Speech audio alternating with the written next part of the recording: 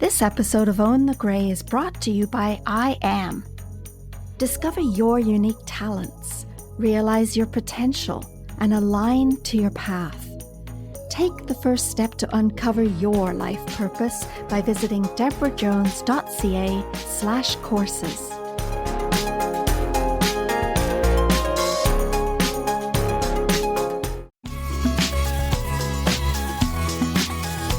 Welcome to Own the Grey, a podcast to dispel the notion that aging is undesirable and setting new, positive attitudes. I'm Debra Jones, and I believe you can be vibrant and healthy throughout the best years of your life. My next guest is known as a women's mind and body tune-up expert. She's a certified weight loss and health coach and a life coach for women over 50 who want to take a rebellious approach to aging.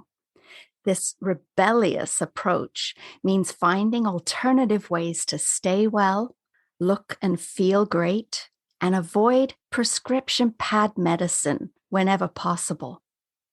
It means adopting the mindset of possibility at any age, letting go of shame and resentment, and exploring the inner world of the soul. She specializes in teaching women how to successfully navigate the inevitable changes that aging brings. Her philosophy is aging happens, but it doesn't have to ruin your life. From Rebellious Wellness Over 50, a warm welcome to Own the Grey, Gregory Ann Cox. I'm really interested in what we're going to be talking about, but first things first, Gregory. It's a very unique female name, and it's no wonder that you lean towards rebellion. Is there a story behind the name? There's actually a short story. I was born on St. Gregory's Day to Irish Catholic parents, and in those days they wouldn't have known the sex of the baby, and I don't honestly know whether they decided Gregory for a male or I don't know what they decided. The choice was enhanced by the Catholic Church's teaching about the little really cute story beyond that is my first career was in the culinary world. I was in restaurants forever. And there are 5 St. Gregory's in the Catholic calendar year. And I looked up my St. Gregory, and he was actually a priest who had a community that was very poor. And he used to put on events for them to cheer them up and provide food for them and things. I thought, wow, that's an interesting little connection there. That really is. And so having that name throughout your life, I'm sure there's been a few questions about it. I imagine that rebelliousness, it's how you were born and it's what you're in. And yeah, it seems to and be it's how what I you're was doing. born. Yeah, it's what you're doing now. And so your website, Rebellious Wellness Over 50, can you tell us what the focus is other than what we can assume? Sure. I had a business for 8 years called Rebellious Wellness, and I started it around my mid-40s. And I had taken my nutrition certification. I had been in food. It was really a passion to me. So I was a life coach. But I started to write to my list about what I was experiencing as I headed into perimenopause.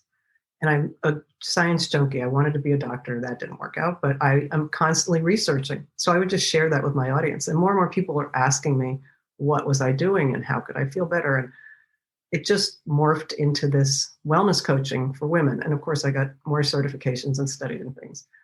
And then I put it away for a while because there were so many people jumping into the health coaching space that it felt there was too much competition of not science-based or solidly taught education for people. And I got frustrated. So I started another business, and then COVID hit. And all that time, a couple of years went by, and I just thought, I really miss my health business, my coaching. I miss speaking to women, and maybe I'll start a podcast. And COVID hit, as I said, and I felt like I had to give at least a few people some hope because so many people were depressed and having anxiety attacks and, not eating well and this and that. And so then it became Rebellious Wellness Over 50 because I was over 50 and somebody else had bought the other URL, to be honest. So I had to shift a little bit. But really, midlife, I always say, is the Olympics of change. It starts the Olympics of change. So many things will change, and it doesn't end. Having lived a decade more than 50, I notice, and of course, I speak to people in my business, and I interview so many people who are 60, 70, 80. There's always some change lying in wait, I'm going to say. But my job is to help people be prepared. Now, we don't all age the same. We don't all know that because something happened to my sister, it's going to happen to me. It could, but it doesn't necessarily work that way.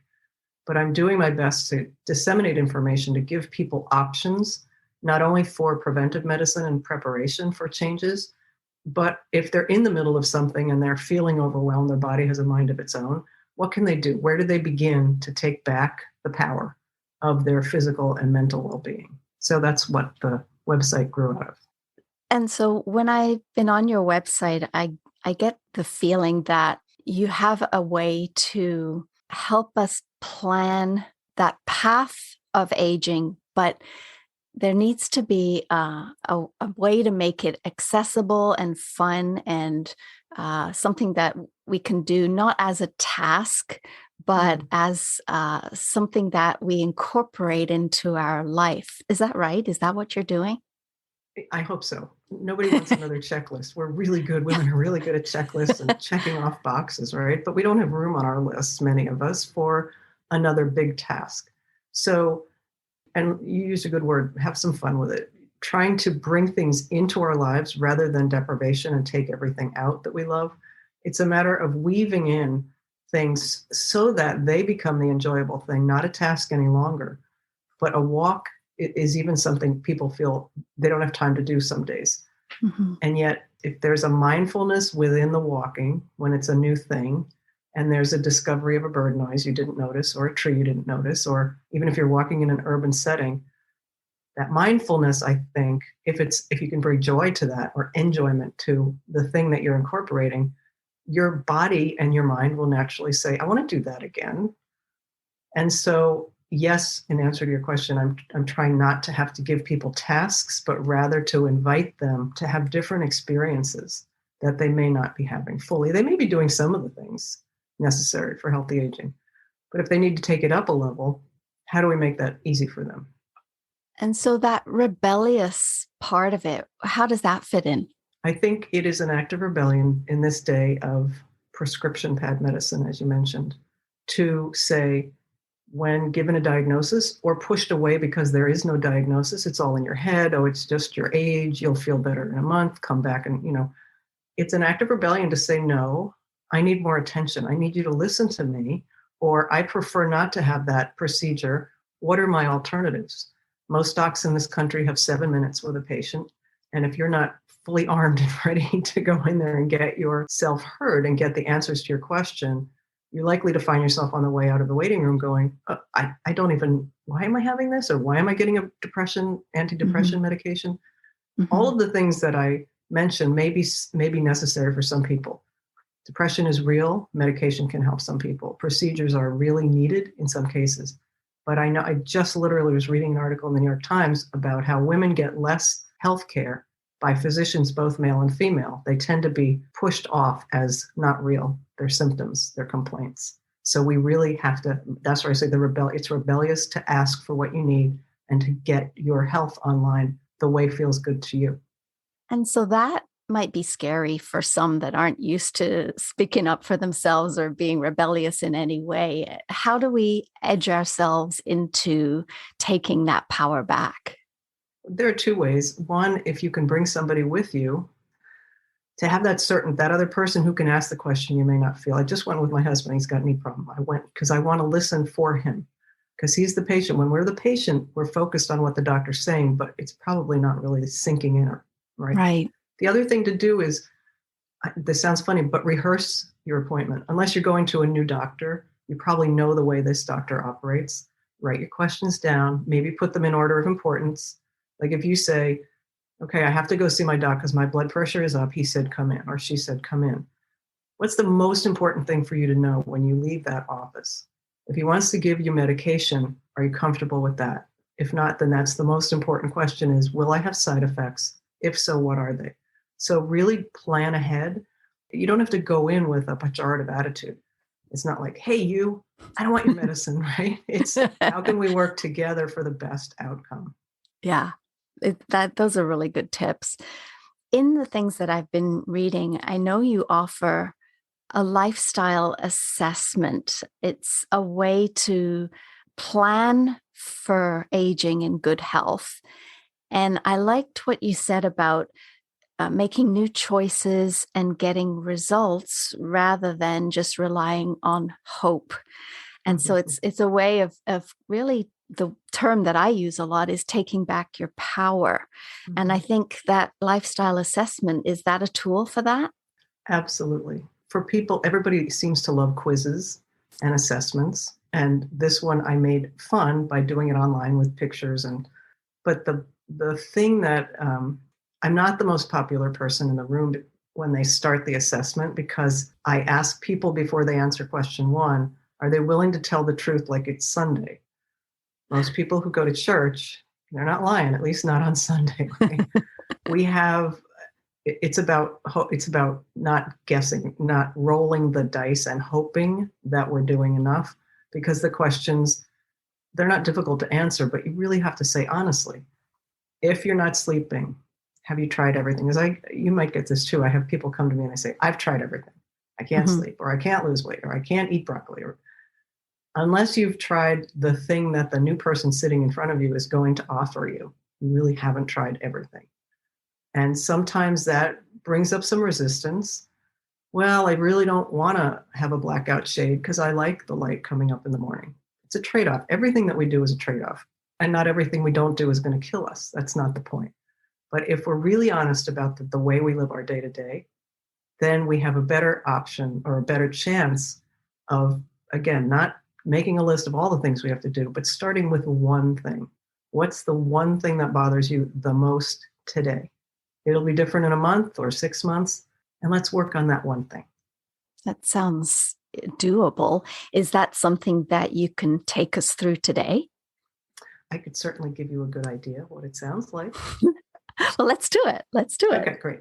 All right, so I'm going to discuss really quickly the power of 5, the 5 pillars that I have come to after 20 years of being a coach, all the research, having done this myself. There are 5 things that we have to master. They look different for most people. There's no one way to get healthy, but here they are. Okay. First one, fall in love with fat. And I know that's going to scare some people off, but healthy fat in our diet is a natural energy booster. It's a craving killer, and it is imperative for the functioning of our hormones. Whatever hormones we have left as we age, whether we supplement or we don't, we need fat in our diet, cholesterol included, to process for these hormones to speak to the parts of the body, the neurotransmitters, all those things to work together. And for many women that have cravings that are on a low-fat diet, I'm not talking about a super high-fat diet. I'm just saying that some people cut the fat so low that the carb, the blood sugar is going up and down, which we'll talk about in a minute. And that leads to cravings and crashes and lethargy and fogginess, right? So that's number 1. Number 2 is have protein at every meal and snack. Again, this is not a high-protein diet necessarily, but rather than just having whole wheat toast in the morning because you're having black coffee, right? Run a very low carb, low whatever. Right. Put something on that. Put a nut butter on there. If you like dairy, have a piece of cheese. Or if you have cereal, some people still like cereal. I'm not a big fan because it tends to be a really big whack of carbs. Put some protein in there. Put nuts if it doesn't have nuts. Have it obviously with some kind of nut milk or regular milk if that's what you like. If you're going to have a snack, instead of having 3 cookies, maybe have, peanut butter on celery or a couple of whole grain crackers with a little bit of cheese on it, right? So it's just a matter, because women are notoriously bad at getting enough protein. And protein is, of course, the building block of every cell. Every cell in the body has a receptor for protein. And so we need enough of it to keep everything running.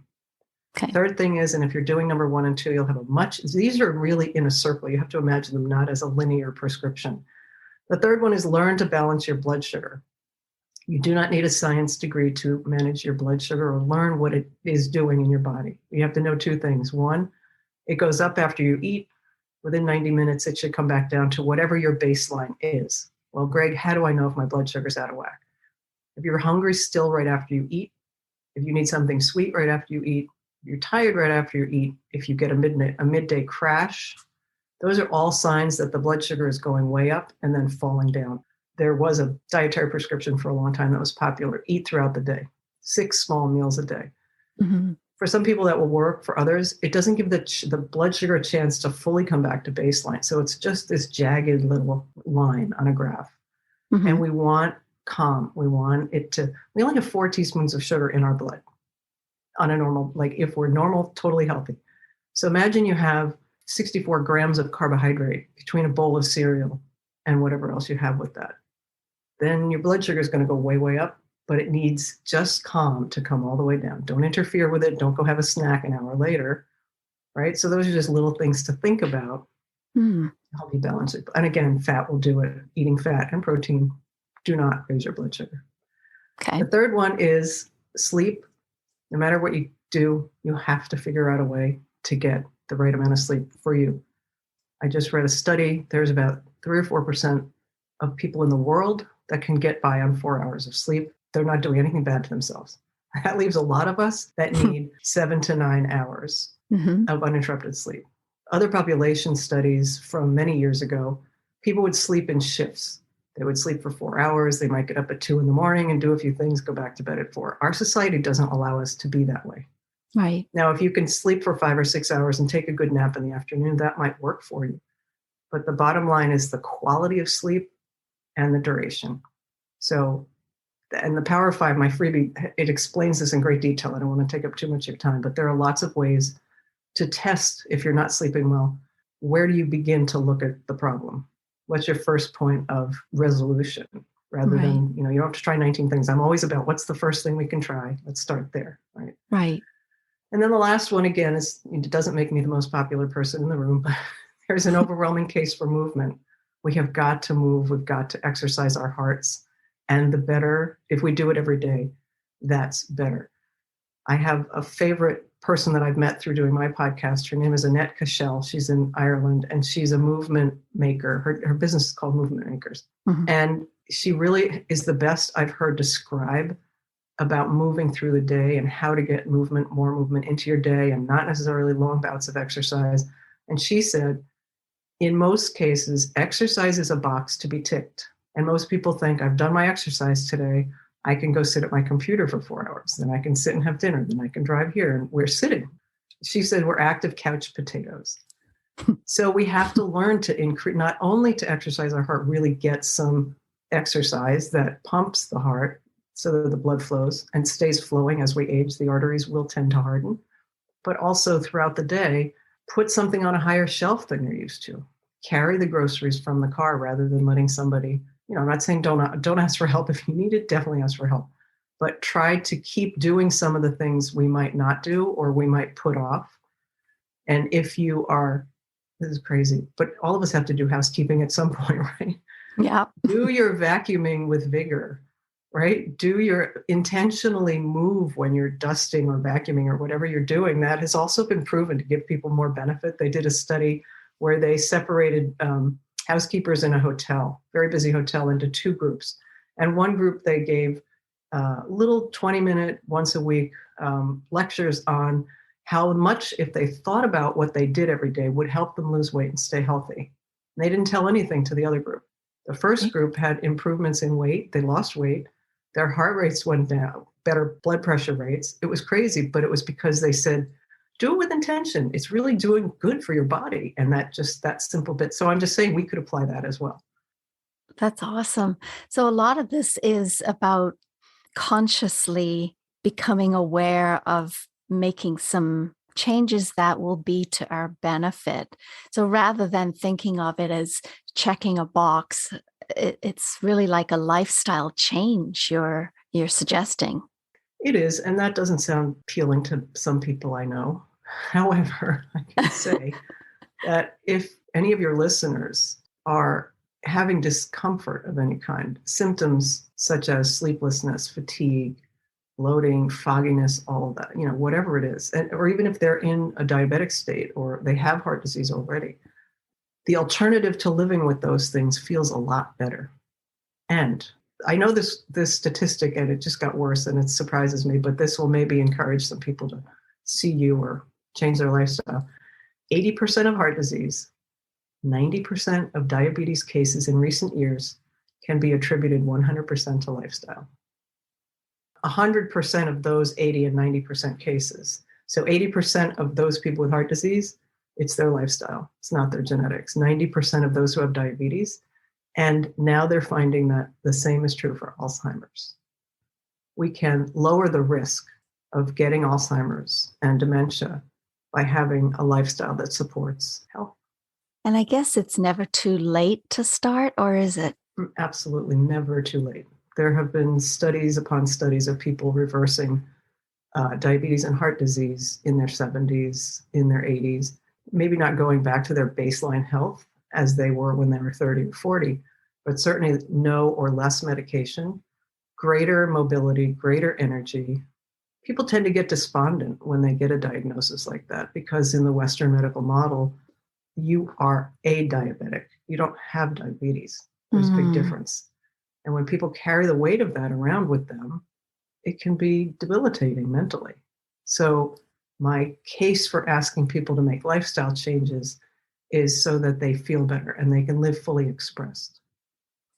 So you touched on the mental state, and to think that you're checking a box or to think that you're making a lifestyle change because you have diabetes, for instance, it doesn't make me feel good to have to do something. And that's that rebellious nature that I've always had, is don't tell me what I have to do, right? And so if it's a thought change, what do you recommend to people of how to get through the block that they might have towards making these changes that they know it's for their good, but there's something in the way? How do you handle that? I think the person has to know themselves. Some people are extrinsically motivated, outside of themselves. Like a wedding is coming up, that might motivate somebody to lose weight. Right. Some people are intrinsically motivated. When I'm ready, I know I can do it. I will stand by my own side and I'll get it done. So if we're extrinsically motivated, we might need to get a coach. We don't want to change, but we know we have to. So let me get somebody outside of myself. If we're intrinsically motivated, maybe it's a matter of running through a list of what might feel better or be better in my life if I were to make these. I'm not saying I'm going to make the changes, but what if I just, and the reality is the reality. We don't know how much time we have. We definitely, I don't know a single person who says, I can't wait to be immobilized and sit on my couch all day and not see my grandkids and not go to France or wherever it is that we want to go, right? We all have dreams that we want to fulfill. The truth of the matter is, by nature, human beings put things off. We just do. It's why a lot of people don't save money, why a lot of people are willing to put up with I don't sleep, but I'm used to being tired. It's just the way it is. I don't know whether you had those cigarette anti-smoking commercials or on the packs of cigarettes, they would put people with lung cancer and all this, hoping that a visual might motivate people. Yeah. Sometimes you just don't look at the reality in black and white. Look at the statistics for diabetes and then look at the side effects of the disease and the medication. Is that what you want for your life? Are you willing? Some people do well for decades on medications. They never have a side effect that really keeps them from their life. So, but I don't know that would be me, right? How do we know which person we will be among the statistics? So it's just a matter of figuring out who you are in the process of change and how you want to be helped to change. Yeah. And so you offer lots of different ways for people to get to that point, to find a way that's going to work for them. On your website, you have the lifestyle assessment that they can take. You have a self-study course to identify what's sabotaging your weight loss efforts so that you can get some results. And you also have a book. What's your book called? It's called Your Genes, Genes, Do Not Determine the Size of Your Genes, Jeans. And the book it really is a myth-busting book. And it was I studied epigenetics many, many years ago. A guy named Bruce Lipton, which a lot of people in your community will know about, Yep. talked about epigenetics, studying the cells, the environment around the cells. It lit me up. Like I just went crazy. And so I had to dive into that. And I interviewed a couple of people, not him, sadly. I've never gotten to him, but Mm. and now it's much more common. I wrote the book, gosh, I don't know, 8 years ago. The whole idea that genes are not predictive of outcome is now getting more and more play. But Right. at the time, we really thought that if somebody had diabetes, next person in line was going to get it. If somebody had cancer, they were going to get it, right? Even cancer now, there are so many cancers that have a direct correlation to lifestyle.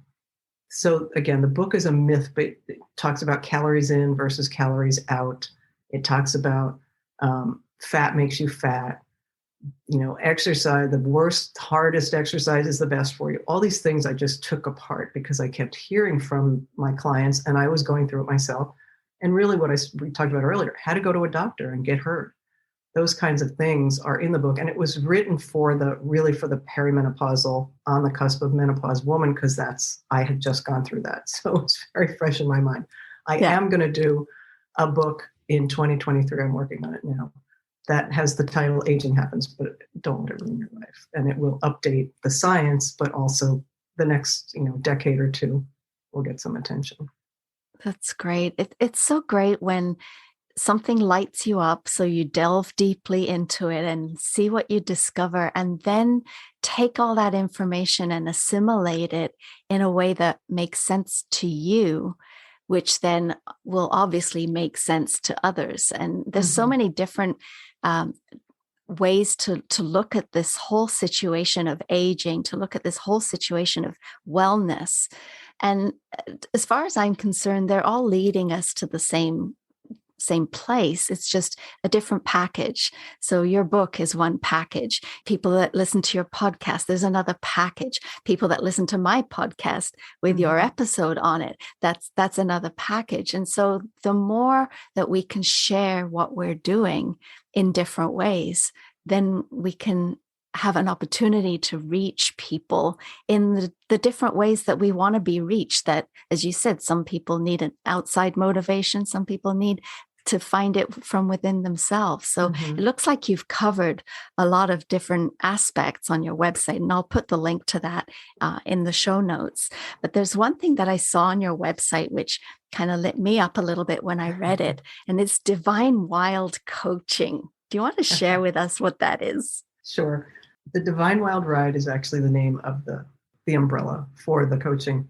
And it was born of me wanting to help people understand, explore, get curious about the soul and our inner wisdom and our inner guidance and the idea of a universe, and we're all energy. So many terms get thrown around. And I knew from talking to my friends, they would think like, I don't even know what that is. And how could I see a psychic? How come, right? It didn't matter whether it was psychics, psilocybin, Akashic record readings, which I was called to learn how to do and did, and which just blew my mind.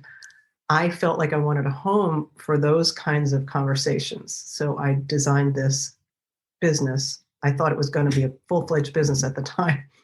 And it really, I love it. And it's come back to me, right? It had to be put on a shelf for a little while to mature on its own, like putting a cheese in a cave, I guess, Yeah. till it got a little bit riper in my conscious awareness, right? I knew it inside of me, so I put it all out there. Got the designer, I knew exactly what I wanted, and it flowed. And then I thought, but now what? What value am I bringing to the world? I can just keep doing this, but I wasn't really clear whether people's curiosity would be piqued and do they really want this? We all go through this, right? Yeah. Yeah. Wondering whether what we're doing in the world is For sure. of value to people. But anyway, as I said, recently, I felt that I wanted people to know about that aspect of me. And then there was also that aspect of me being out in the world. Like, what would my brother and sister think? It's crazy to even go there, but I don't know whether you ever experienced that, Deborah, but Oh, yeah. when I when I created the Divine Wild Coaching, it's for people that they're not really here for health coaching, but they might need a little of that. They want exploration guidance. They want to know if, how do I access this? And I'm trying this in my life, but I really don't know whether it's for me. Okay, well, let's find out if it's for you, right? And maybe that's a reading. And maybe that's just conversations of discovery, because as you know, people often have the answer inside of them. They Mm-hmm. don't have a way to bring it forth yet. So those kinds of conversations. So it is a little bit health coaching if people want it, but more it's life coaching for the next level of experience. I love it. I'm going to explore that a little bit deeper myself. As I said, it lit me up when I started Oh, reading good. about it. So so maybe we'll talk about that sometime. Yeah. I like the idea of the lifestyle assessment to ask myself certain questions so I get some clarity on what it is I'm feeling, thinking, maybe where I'm going with my life. And so anything that gives me clarity, I really welcome, because it gets us to start thinking different thoughts and different possibilities to open new doors. You've got so much on your website that can help guide any kind of person to age well. Like, the whole thing about aging is it's not a problem we've got to solve, is it? Right. Yeah, It's not well a said. problem. I mean, it happens to all of us. And so it's about how to make the most of this time and enjoy our life to the Hmm. fullest, I think. Absolutely. And you use the word possibility. I always say the biggest arena for possibility is in the unknown. And so many people are afraid of the unknown. We all naturally immediately might say, like, oh, that sounds scary. I don't know anything about that. But where we know things, there is no room for possibility because we already know it. Do you know what I mean? It's like Yeah. when we get into a void or a vacuum, or we take a walk in a forest and we're just meandering around, we don't know what we're going to come upon. But what could come to us? Something great could come in that moment. I appreciate you listening. Thanks so much. Please go to speakpipe.com/Debra Jones to share what you thought about this episode and what you'd like to hear next on Own the Gray.